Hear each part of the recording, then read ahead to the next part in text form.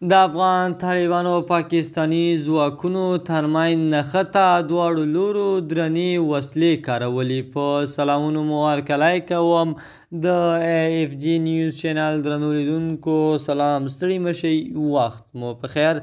پام راګرځوم د دې ساعت مهم خبر ته.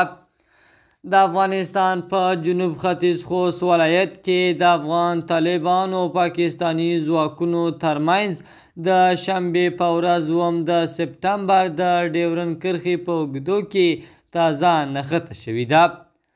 دغه نښته د خوست ولایت د ځاځي میدان ولسوالۍ اړوند سیمه کې رامنځته شوې چې دواړو لورو لخوا پکې سپکې او درنې وسلې کارول شوې دي.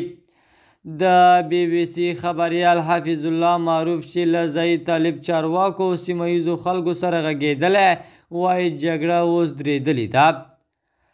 ځایي چارواکو ویلي نښته پرون مازدیګر هغه مهال پیل شوه چې پاکستاني پوځیانو په هغو طالب ځواکونو درنې ډزې وکړې چې غوښتل یې په خپله خاوره کې پوستې جوړې کړي.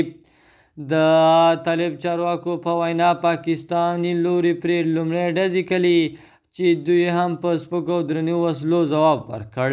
په نښته کې د مرګ ژوبلې او اوښتې زیان په اړه کره معلومات نشته او په رسمي ډول په دې اړه څه نه دي ویل شوي، خو پاکستاني رسنۍ بیا وایي کورمه کې پر یوې امنیتي پوستې د افغان طالبانو د توغندي لګېدلې له کبله د یو افسر په ګډون 15 پوځیان ټپیان شوي دي. بل پلو افغان لوري ته هم د ځایي چارواکو او وګړو له خولې د 4 کسانو د ټپي کېدو خبره کېږي. د AFG نیوز چینل درنو لیدونکو، دا و زموږ د دې ساعت چمتو شوی خبر. تر بیا ښې چارې، د الله په امان.